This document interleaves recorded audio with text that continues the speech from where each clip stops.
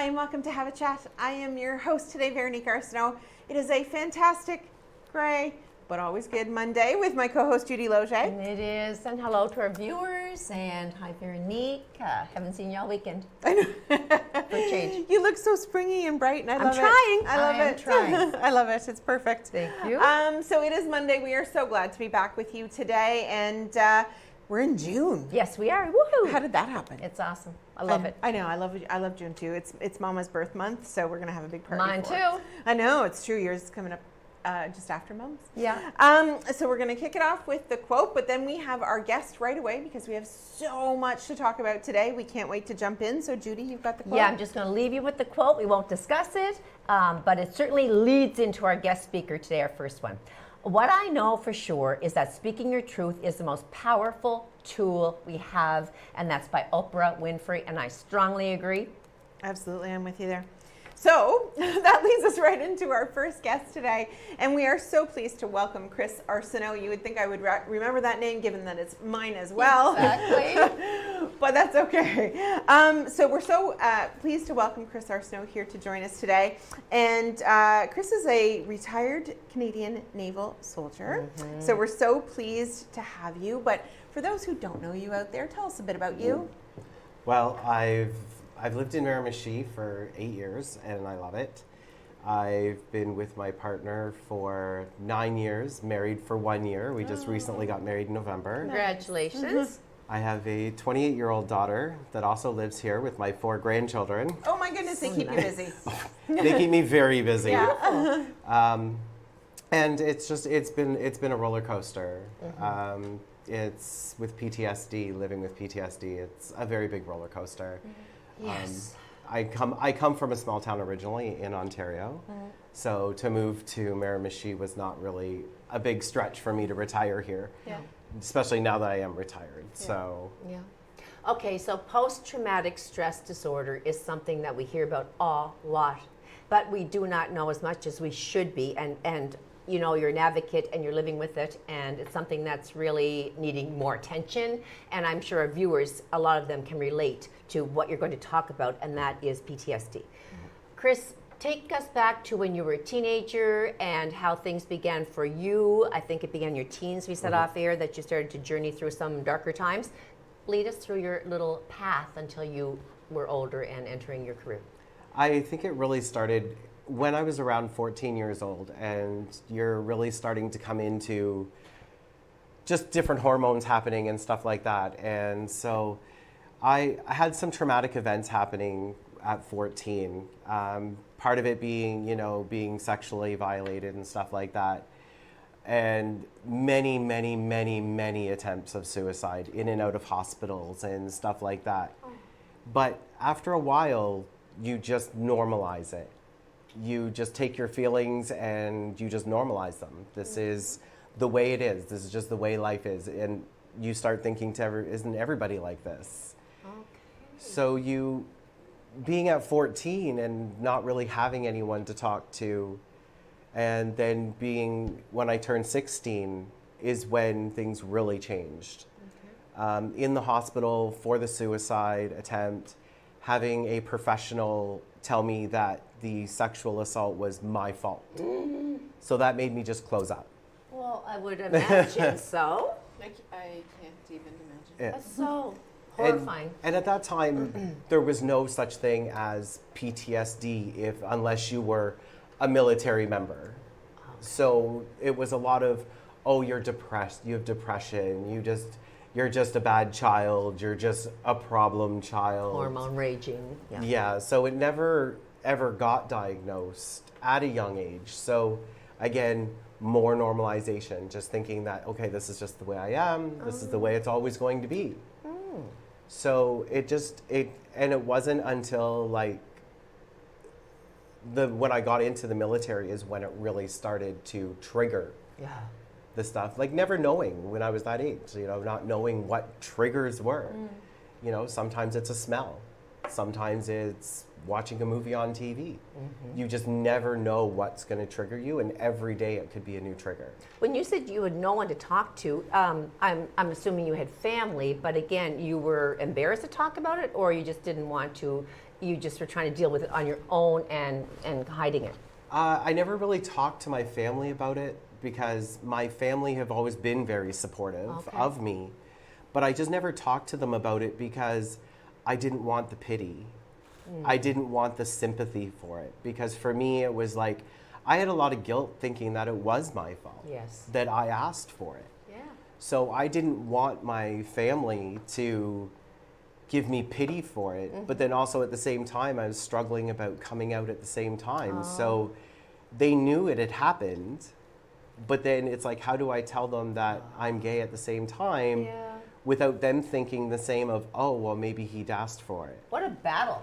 So Well, and I think it's, you know, I don't know how old you are, Chris, but I think, you know, when I think back to my teen years, like, you just didn't talk about that stuff. Like, you manned up or you know, toughened up, like, and so you just didn't share that kind of stuff. You were just meant to go through it and get over it. yeah.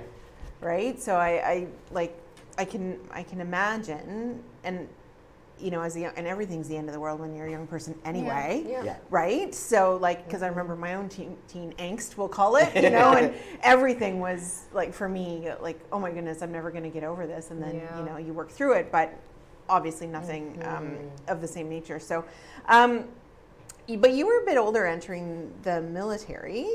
What led you to join the military, and talk to us about that experience? Well, joining the military, I have a real problem with authority. I don't like being told what to do. And So so you joined the military. So joining the military. It was actually my stepfather gave me a choice because I was always jumping from job to job to job. And my stepfather at 33 told me, you have to make a choice. Either go to college and have a career, or find something to do as a career. So one day I just went down to the recruiting center, and I thought it would be a challenge, so I thought, why not? Right. Yeah. So I jumped into it, and I got through basic training, and at this time I was a single father too. So My I'm goodness. trying to think of like what can I do to get a stable career to make money Yes. and stuff like that. So I got in and I got through everything, but it was difficult. It was because you always have that in the back of your head. And then it got worse as when I finally got posted to my ship.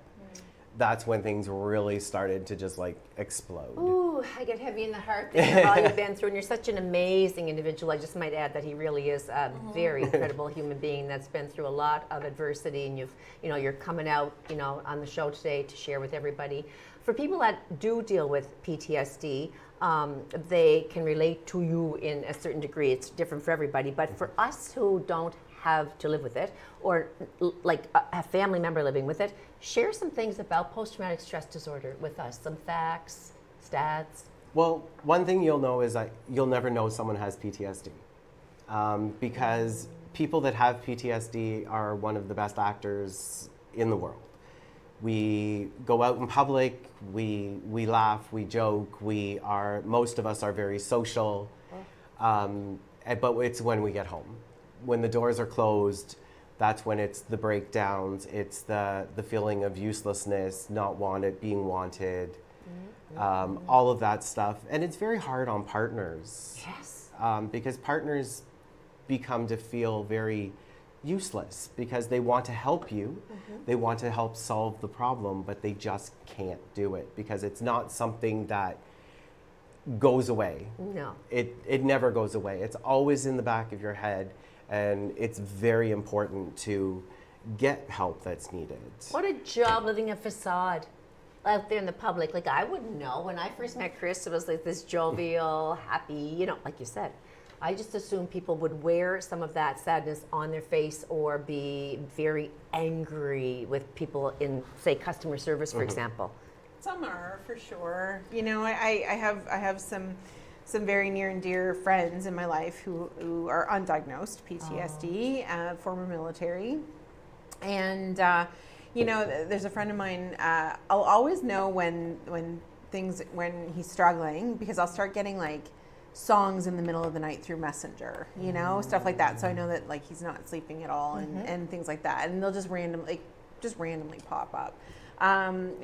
But yeah, for the most part, you'd never never know. And like statistic wise, like, you know, it's very funny because when I looked up the statistics, 10% of the Canadian population of women are diagnosed with PTSD, where only 6% of men are diagnosed. Diagnosed because they actually go for the help, Right. not because there's only 6%. Right. Yeah. Those numbers are so low because, and I find that women would be more apt to acknowledge that they've had a traumatic experience, where men, again, it's that I've got to man up. Yes. And if people think that, you know, I have this, I'm broken, nobody's going to want me, I'm useless. Right. So I get it. It's very hard, and that's one reason why I try to speak out a lot about PTSD, because there's so many people out there that have PTSD that just don't even realize they have PTSD. And some things are very explainable. When they find out that they have PTSD, they're like, oh, that's right. That's why maybe I act this way, or Right. maybe I do that. Like your friend that sends you those songs, sometimes listening to those songs can actually tell you what's kind of maybe going on in their head. It's maybe a reach out, like, hey, Yeah. like, this is how I'm feeling right now. Like, you know, like, Expressing hey, it let's through talk that. about it. Yeah. And I think part of that maybe stigma or myth around PTSD is that people tend to associate it with having had to have been in active combat, or as a soldier, or protective services, or whatever it may be. That it's not necessarily, people wouldn't necessarily associate it with, you know, day-to-day trauma that people might be going through. So, you know, I think birth? people, people just don't associate. People only associate it with, you have to have been in a combat situation, or, you know, a police Exactly. officer, a firefighter, whatever it may be. And so it's interesting though, because now I think the more we talk about it, and people who are experiencing it can share that it happens in so many different situations. Certainly does. It's not just that. And it can be very simple, as, you know, it doesn't have to be that, you know, you watched your friend get shot in front of you. No. Right. It can be as simple as, you know, you're walking down the street and you see a dog get hit by a car. Oh. If that is something that is traumatic to you, then you need to talk to someone about it, because Exactly. what's going to happen is that it may just start out as, oh, I saw the dog get hit. But then it's going to work and progress and get worse, because you're going to start triggering. You're going to see another dog. You're going to see cars. You're going to see, and it's just going to progress and get a lot worse. Yeah. So it's many forms. So how do you and others cope with living with PTSD? Like what do you do for help? For me, I've been in therapy for 14 years with it. Still am currently in therapy. My therapists have been great. They've given me a lot of coping mechanisms, a lot of ways to deal with things. And I have to say, the one therapist gave me the best advice is that feelings are not fact, and fact are not feelings. Interesting. So that has always stuck with me. So you might be feeling a certain way now, but that doesn't mean that that's the fact of it's going to be like that forever. Good to know. You know, so for me, I think people getting into therapy is the biggest 100% thing they need to do. And nobody will look down on you for being in therapy. You know, that stigmatism of that, oh, well, you're nuts. Yeah. No, that's gone now. Yeah. You know, get the help you need, because then you're going to become a better person. You're going to be better to people, and you're going to treat people with more kindness. And I think that's why I am where I am now, is because I also surround myself with people that are kind, and people that don't put me down, or people that don't look at me differently because of what I have. They look at me Supportive. for who I am. Very supportive, and including your partner and your children and all of those people that you can turn to as your network of safety. Yeah. And knowing that you have PTSD, they understand. Yes. And they learn how to work with you Yes. and how to, you know. And it's just one more tool, right? Yeah. Like therapy is just one more tool Right. to help, you know, in whatever situation. Like we would never think twice if you broke your leg and went to the hospital and got a cast on. We wouldn't think twice about that, right? Exactly. But when people have, you know, traumatic events or whatever it may be, and they go to therapy, we're like, what's going on there? You know, like So it's one more tool in the arsenal, whether it's antibiotics or whatever it may be. And I think, you know, we need to normalize that a whole lot more. When I was I was attacked by a dog Yes. 3 years ago, and I went immediately to therapy because I didn't want to get stuck. Yep. Right? And I went to my dear friend, most people know, Kara, is a dog trainer, and she had a dog that looked very similar in her class at that point. And like I went right to, thankfully she was there, but I went right to that class like a week later because I wanted to be able to face it and not get stuck in every time a dog barked, Yeah. I was going to lose my mind. Smart right? woman. So, But see, it's- women are more tend to do that, where I men know. feel that it's like, no, I can't. I'm a man, Yeah. I'll just get over it. Yeah. So what do you want to say to our listeners about the constant stigma that is still attached? It might be bettering, as we get out there more in 2024. But to those listening about awareness and stigma, Chris, what would you say to it? Ignore the stigmatism. Ignore it. Have a good support system. Have friends. Have family that you trust. Go to therapy.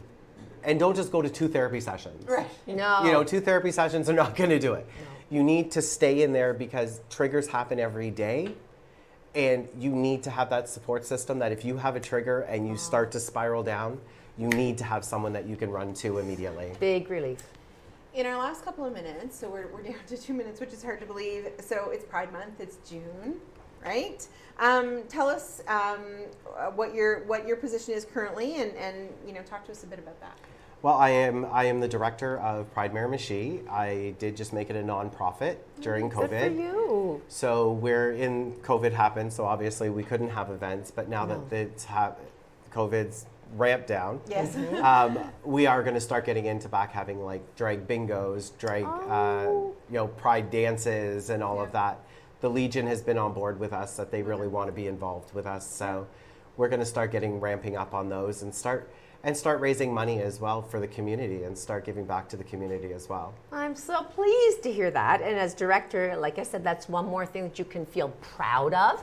No pun intended. Take great pride in that. Yeah. And get a lot of people involved in our community, like you said, and get more awareness out on that too. Yeah.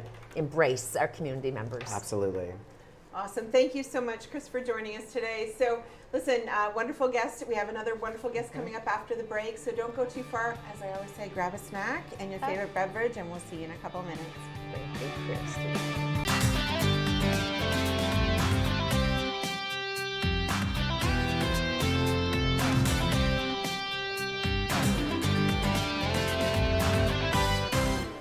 Hi, and welcome back. I am your host today, Veronique Arsenault, joined, of course, by my fantastic co-host, Judy Loge. Hello again. I know. Segment 2. Here we are. I know, it's a busy flies show. by. Busy It show always today. does. Yeah, it's a great busy show today, and we're just happy to be here with you on a Monday.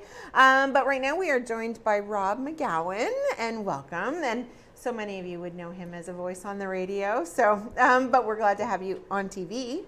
It's nice to be here. You have a great voice for the radio, I might just add. Love Yes. listening to you on there. Absolutely. So, for those few people who don't know you, Rob, tell us a bit about you. Well, I work here for Life Radio. I've been doing that for about 8 years, I guess. And it's a Christian network, but my show is about philosophy and trying to nudge people in our city and interviewing people, sort of like what you guys do. Find out what's actually happening in the city and help out as much as I can. And and I paint and I do a lot of Paint. things. How just saying is an incredible artist. Yes, absolutely. You are a gifted man. I love your work. Oh, thank you. That's Yes, nice. and you're a father and grandfather. Yeah, father, grandfather, philanthropist. I get up every day, chase sunrise. We'll get into all those Yes, stories. you're right. and- Exactly. You do a lot of that. Now, Nonstop. today, though, you're here to talk to us about the Village of Hope. So tell us a bit about what that is. Well, there's not to be mistaken with the Village of Hope in Fredericton, which I also work with, which is a great group helping people with addictions and things like that. This is more about the homeless situation we have. Yes. So I've been doing a lot of work in the city with all the organizations helping homeless. And this group came and asked about doing some things and going through council and bringing tiny homes here, the same as what they built in Fredericton, and having an organization like that. So the way it will work is there's a main hub house. So it's to make it like family. It's for people who, you're falling through the cracks and you feel like you're just not valuable in society and stuff, and there's angry, and that's the big issue. You can say, oh, here's some money, but that doesn't fix any issues. People need to feel like they're part of something and have purpose. So when I heard about the organization and them wanting to bring tiny homes here, I said, okay, I want to get involved somehow what I can. And that's how I got involved with and it's called the Genesis Village of Hope. Yes. And what a wonderful thing to be bringing here.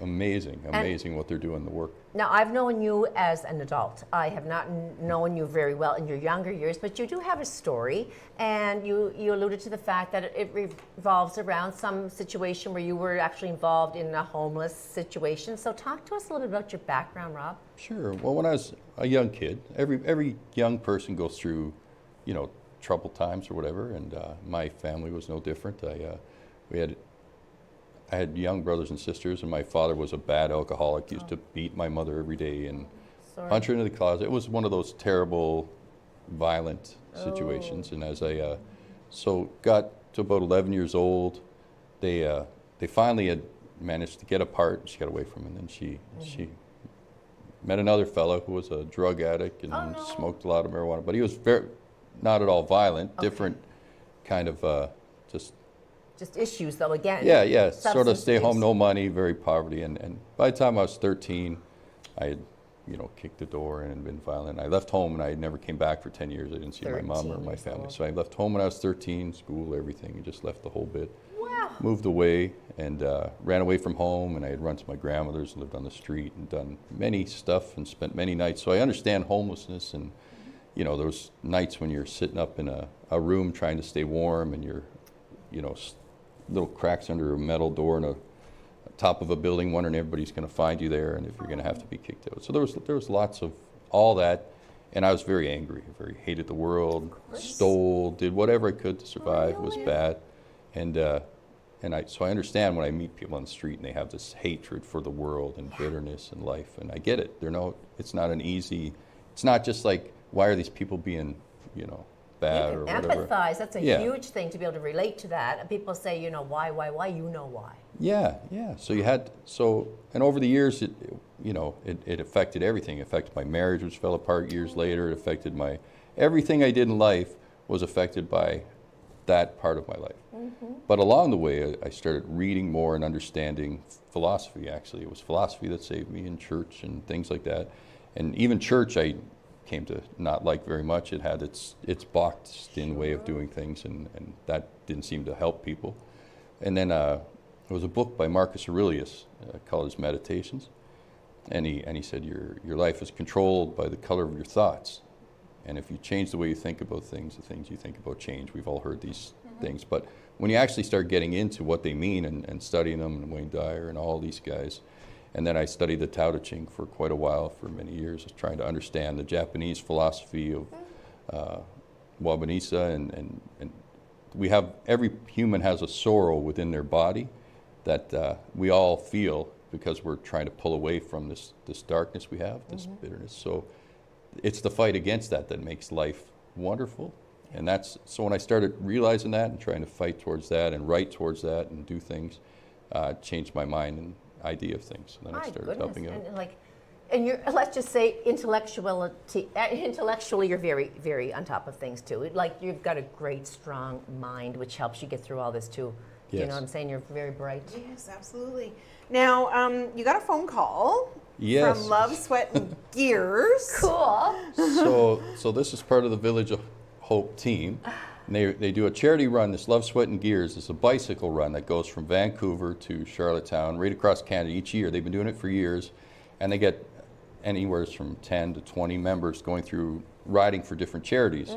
So Village of Hope called me and they says, Rob, we'd like you to ride for us from Montreal to Charlottetown. I haven't been on a bike in 40 years. I'm like, yeah, you got the wrong guy. 40 years not on a bike. I'm laughing. I'm like, no, haha. This is a joke, crank call, whatever. I know.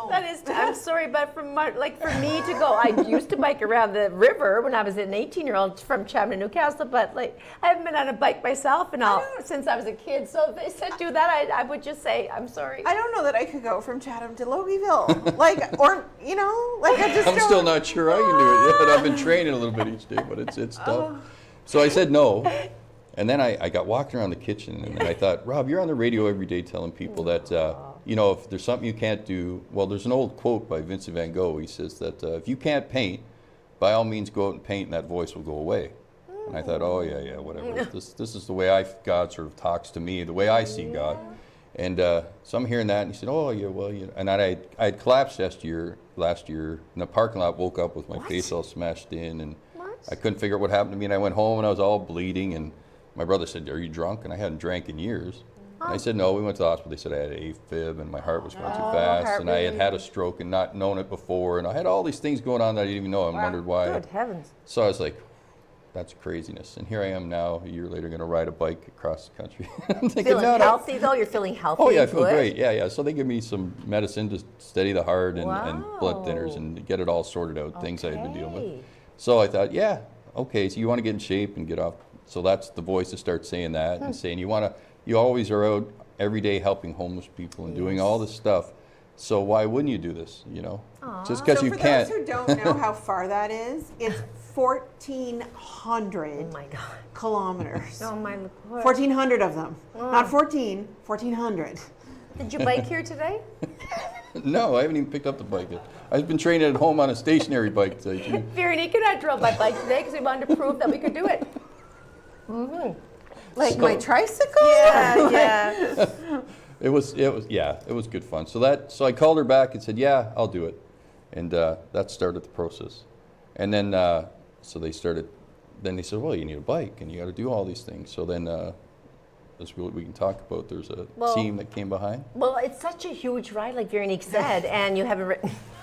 I'm sorry to be laughing, but you haven't ridden a bike in all those decades. So, what kind of training are you going to begin to do, and when? Because this is taking place in August. August the 18th to the 31st. So, are you starting to warm up with a stationary bike, or so, talk to us so I've been about? riding every day on the stationary bike, and I started out the first day 1 kilometer, and then it went up to 5 and 5. So I'm doing about 20 kilometers a day every day now, and working that just to let my legs and burn and all the blisters, all the things that are going to happen along. Well, the seat. And the That's seat. right, the It's a seat. painful experience. I The can tell you that. 20 It's not a The fun. seat is the problem. But 20 kilometers a day is no thing, to No. be. How many do you have to do? Like, It's 105 a day, roughly 105 to 120, each day. And there's a lot of support along the way. There's churches and schools that are supplying places where you can camp at night and all the things. So that's going to be an interesting journey and whatever. We'll figure that out. Because you have to take work off that whole time. Like you've committed yourself to not working from what date till what date? For August. The for whole that. month you have to devote to that, which is To the commendable. program, yeah. So I Yeah. can go up there and be ready and get prepared and do it. So that's going to be an interesting What a concept mission. for sure. That's beautiful, I think. so what's the main goal for this ride? Like, why are you doing this, Okay, Rob? well, it's gonna raise money. People can donate as they watch, and there's a site up now, Love, Sweat, and Gears. You can go there, select Ryder Rob, and there's already people starting to donate that know that it's going on, and so that's that part. But that's not why I'm doing it. I decided that I wanted to bring awareness to the city of what is happening here. So every day I work with people like the Caring Friends that they lost their buildings, and some people broke their and stole their heaters and all the gold out of it and stuff and the copper and to save money, and that took some people out of there. So we're working with them, and then there's another lady who feeds the homeless downtown every day, and that's a story all in itself. I mean, I went down there one day. There's a place I go every day. I might as well tell this Go part right of the story. ahead. We have you on this segment and the next, so if Yeah. we have to cut to break, we'll get back Well, to each day, so a few years ago, about 3 years ago, I was sitting in bed depressed on my mind. My marriage had fallen apart, COVID had ended, the whole thing, just, I couldn't figure out what was going on next. And I got this voice, again, I always say this voice. So to me, I call the voice God, that voice we have within us. You're in tune. Yeah, so whatever you call it, to me, I said, okay, what is this? It says, go watch sunrise. I'm thinking, I don't realize, it's like 2:30 in the morning. So I drive down, and I'm right here at the wharf, Richie's Wharf, and I pull in, there's a little spot there, and I start watching the sunrise, thinking, you're an idiot, it's 2:30 in the morning, there's no sunrise. It's pitch black. Yeah. And I'm sitting there, and I have this little notepad beside me, and I'm scribbling away, drawing little things, and it starts to come up to twilight, and I start writing this little prose down. I'd never written in my life. No writing, no poetry, no nothing. So I can't even spell that well. I'm just saying, continue, but he's an incredible writer, so continue. So I start writing this little prose and it about darkness turning to light, and I start to think about all the stuff I've read and the meditations and all the things, and think, well, that's interesting. So that's what you're going through, and this is where you are, and this is where you want to be. So Yeah. this is what everybody goes through, the mixture. And I wrote about that, and I posted it up. And anyway, some people had messaged me back, and they loved it, and it turned into a thing. And I felt better. So every day, I've never missed a day since. I know, That's it's 3 been how years long? later. 3 years? Yeah. So I go to every day, and I write at sunrise. And now I use that on my radio show, and I talk about, the changing from darkness to light and how you can go about making your life better. And I read about it, and I study it, and all And the you do different things. pictures, you put pictures with Yeah. your writing, and it's just so beautiful. And sometimes I can feel your heart being sad, sometimes I can feel the hope that's there. Like, you share and you spread that to a lot of people that really rely on that as a daily kind of go-to. Yeah, so that was something I could do. So I thought with this journey, this cycle, I thought all these things, the soup kitchen I work with to get volunteers, the caring friends to help them with getting their building, and with the lady who's feeding the homeless. We had freezers putting in downstairs with Pastor Albertine, who helps with the food bank and stuff. So we have freezers at work where she can get food now to actually help feed the people, because she showed up in a little car. Her son had died, and she promised that if she got to spend a year with him, she would feed the homeless. That's how she ended up doing this. So that was a way to help her. But she pulls into the same spot where I pull in to do my prose every day. Yeah. And I didn't know this. For years this was happening, and it was happening half an hour after me every day. It was a weird kind of... Can I just ask you, what time do you go to bed that you're up for sunrise every morning? How much sleep I'm do you usually get? asleep by 10 o'clock at night. And you're up in your 10:30. car at what time? Like, to get actually 5 to your... o'clock, I'm 5 off, o'clock, yeah, you're there, yeah. ready to write. Yeah. And you don't know what you're going to write until you're Oh, inspired by the no. moment? No, I just, that whatever the thought is Whatever at the the time. feeling of the day is. Yeah. You Could have been go- something somebody talked to me about the day before. It could be a feeling, something I was sad about in my past. It could be anything.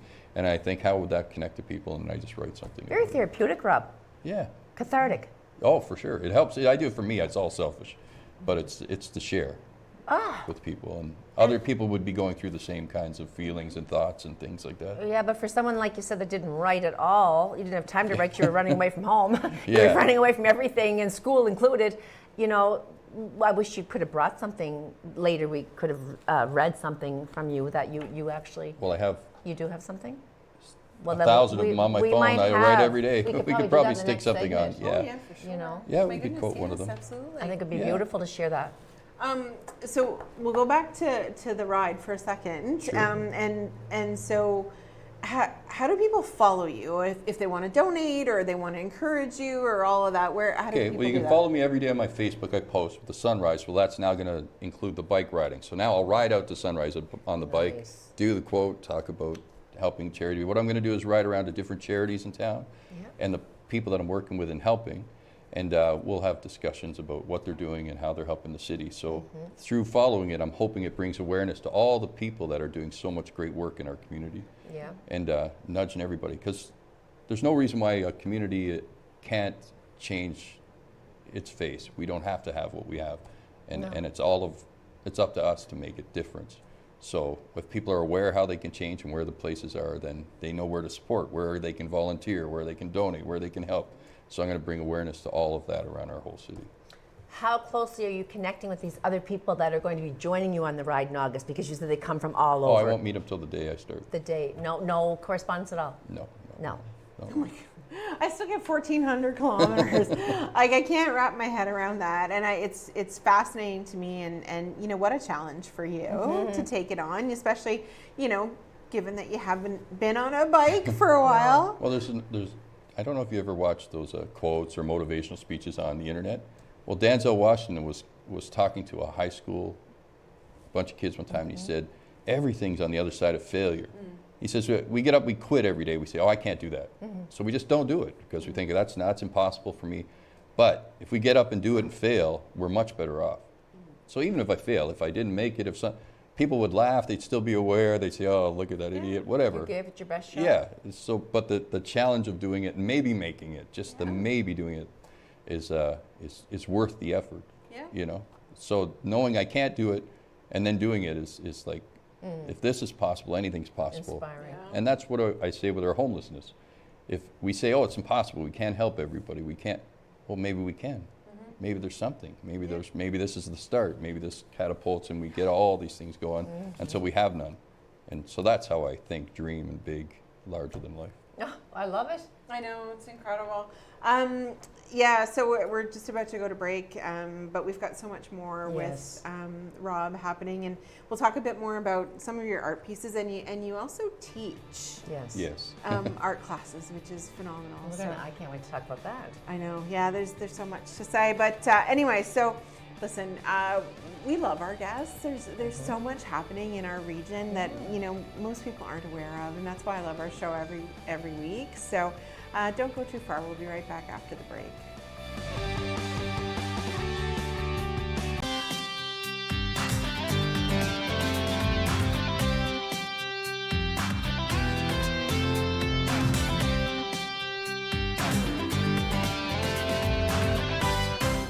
Hi, and welcome back to Have a Chat. I am your host today, Veronique Arsenault. We are in our last segment. We have had a very full show, but we got to keep Rob on for this segment because there is so much to talk about. I am joined, of course, by my co-host, Judy Loge. I'm so happy to be here. I'm trying to be my bright pop of color because it's a dreary Monday in Miramichi, but we're always happy to be on set. Yeah, I know. And so Rob and I have known each other for years, mostly through his work on the radio, though, which is really interesting. But and I'm a huge fan of his art. Yeah. So let's dive into your art a little bit. So when did you start painting? When did you know that you were talented? And Well, when I was a little kid, I always painted. We used to have those rolls of industrial paper that you wrapped your house around, and I would paint murals on them out of the house paint and do all kinds of things. I just loved to paint. They weren't very good, but I just loved creating. It was like an escape. So when you live in that life, art for me was an escape to a different world, create my own little worlds.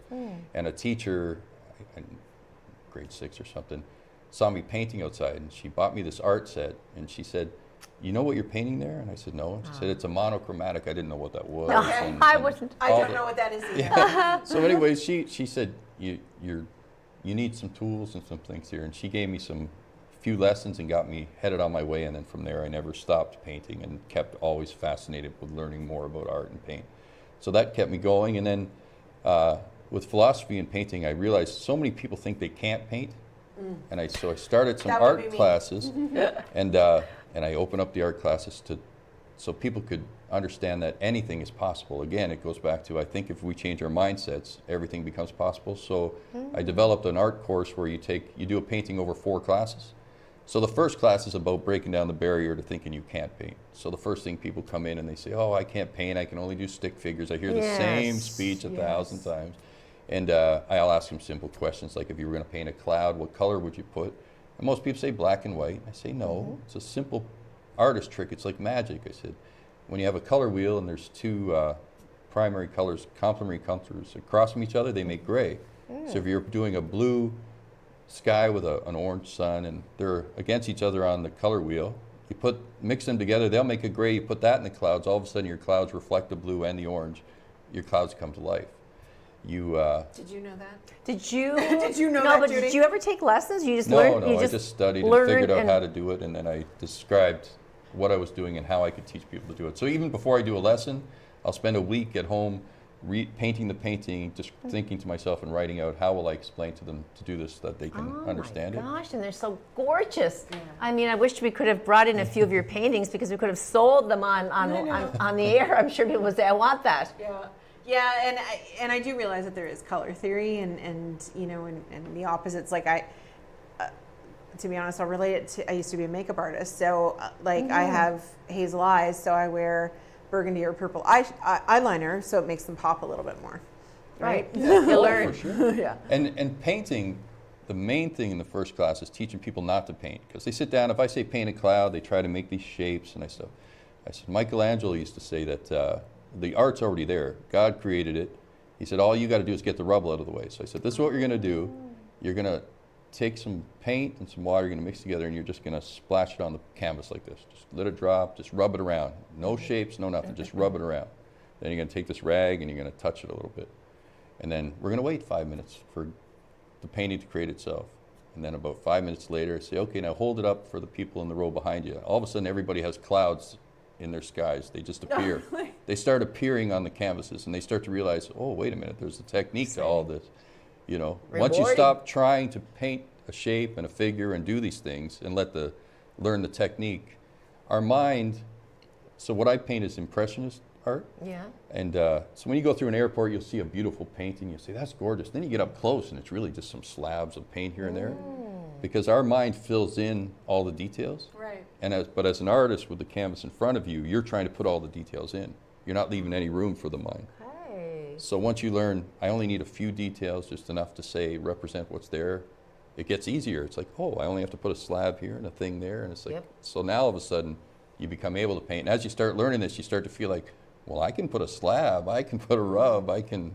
So it's Nice. no longer, so your mind changes, and that's how you learn to paint over the 4 classes. Okay, so these art classes, you're probably full now, are you? And you hold them when and Monday and Tuesdays, every 4 weeks, a new painting comes up, then I post it up, and anybody who wants to take it can take it for the 4 classes. Okay. And how? Okay, so you have also connected your art to giving back with this whole cause that you're here to talk about today. Yeah, so every time, so each class that I have, 25% of it I use for all these charities that I work with and I help out. Amazing, Rob. So, Wow. yeah. And you do sell your own work, though. Oh, yeah, yeah. Yeah. I sell my work in galleries in different places. and- Yeah. Oh, he's Yeah. All blow me of- away. I've seen, so everybody knows Rachel, she's been on the show. Rachel and I did a couple of Christmas shows with Rob on the radio. Yeah, it was a lot of fun because we got to share like our Christmas memories and our favorite Christmas songs. Yeah. By the way, it's Snoopy versus the Red Baron. Right. Best album ever made. So I've gotten to see some of Rob's The horses, painting- when I was there yeah. being interviewed, the horses you had Oh, on your yes, wall, yes. 2 white, I believe, Yeah. stallions. Or, Yeah, gorgeous. Yeah, really talented. Really Yeah, talented. yeah. But let's talk about Life Radio. So, of course, that's how I know you. But you really credit that with kind of your journey through giving Yeah. back.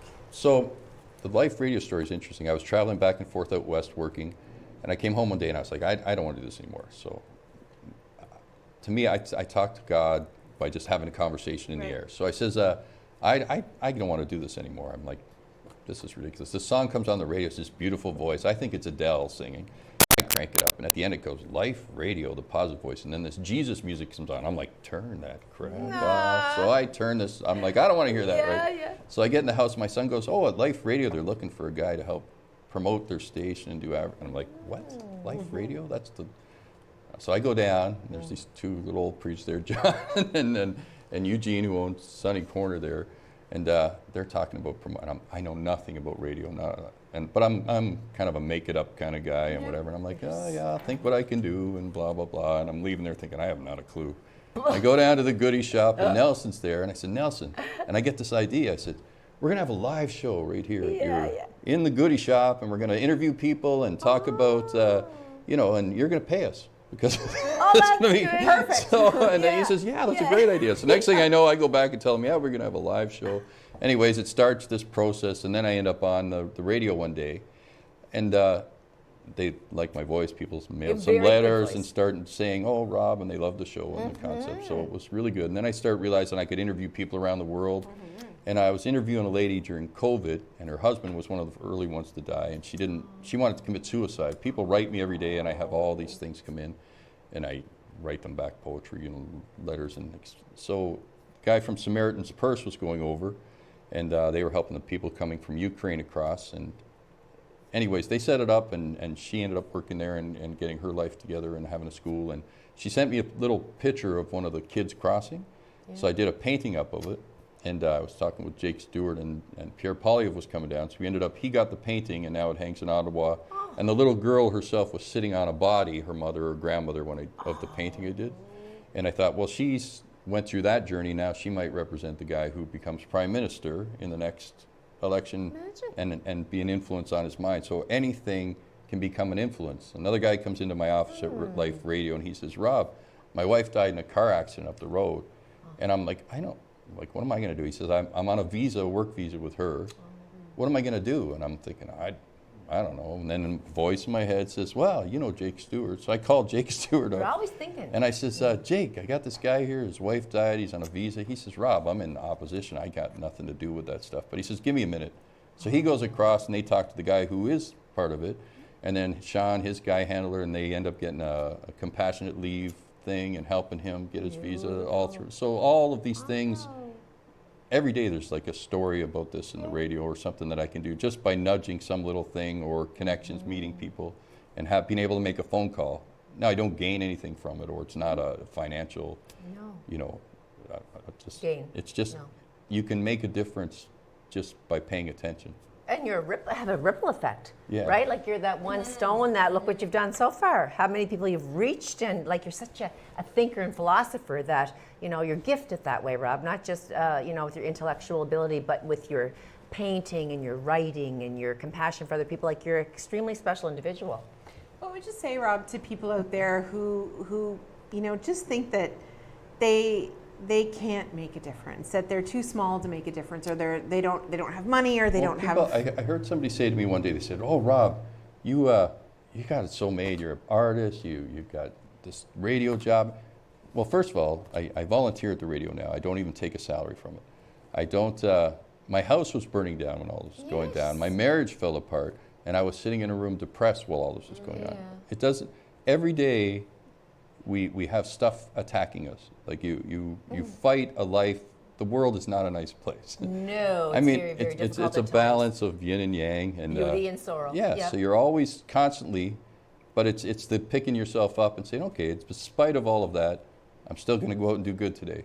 And if you pay attention each morning, and that's one of the reasons why I never miss sunrise. I get up so that if I'm falling apart the night before, the next day it's a new day, it's a new start. Love I it. write, start philosophy, let's go, and then I see what's put in front of me, and then you never know whether it's this bike ride, whether it's a homeless shelter, whether it's something I'm working on, and I do none of it with money. None of it. I have no money. It doesn't.